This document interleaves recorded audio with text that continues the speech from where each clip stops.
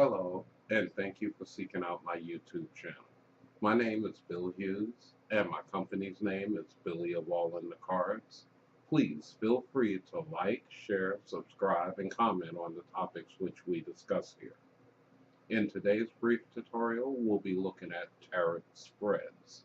In order to understand how the tarot answers questions, you have to have an understanding of the spread used to provide those answers. You can look at a tarot consult like a coloring book and crayons. The spread is the book, and the cards are the colors. A tarot spread is the template that the tarot cards use to provide your answer.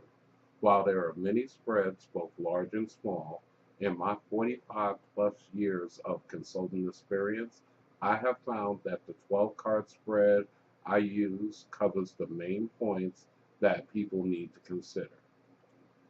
Many who have some knowledge of the tarot will recognize the Celtic Cross, which is a 10-card spread, which I have added an additional 2 cards to.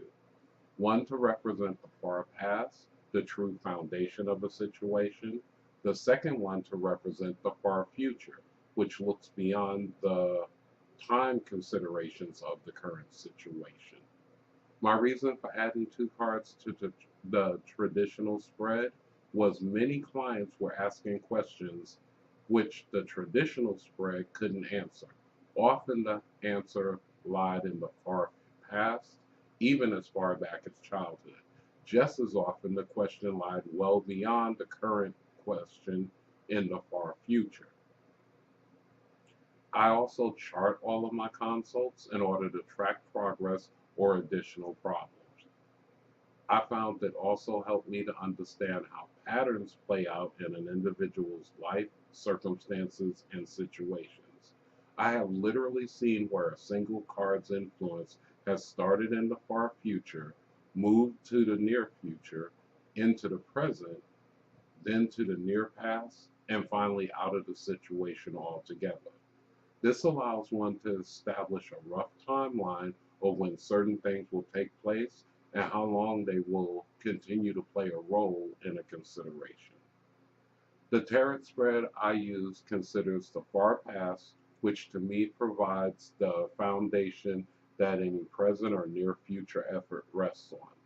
The near past, which shows us efforts and actions from the past in regards to the situation.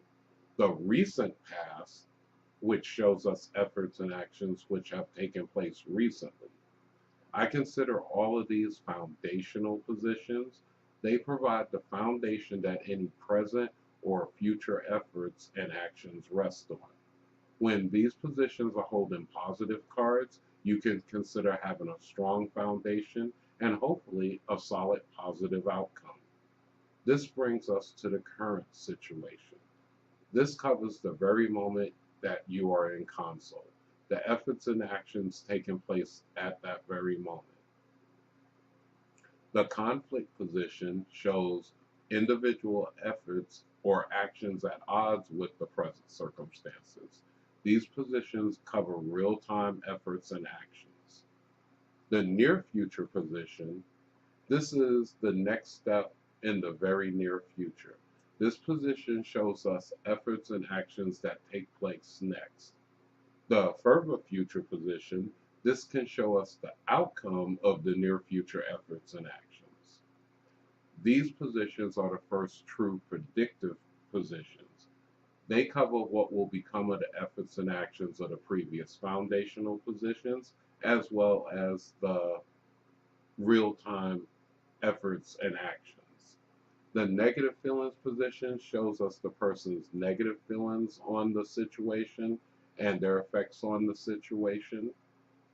The outside influences position, this shows often indirect but just as often direct influences that impact the situation, such as family and friends or circumstances. The positive feeling shows us a person's positive feelings on the matter. The final outcome shows us what can be expected in the end in regards to a particular situation. And finally, the far future position, which shows us what to expect of the situation well beyond the end of the current situation. Once again, thank you for viewing, and I encourage you to like, share, subscribe, and comment.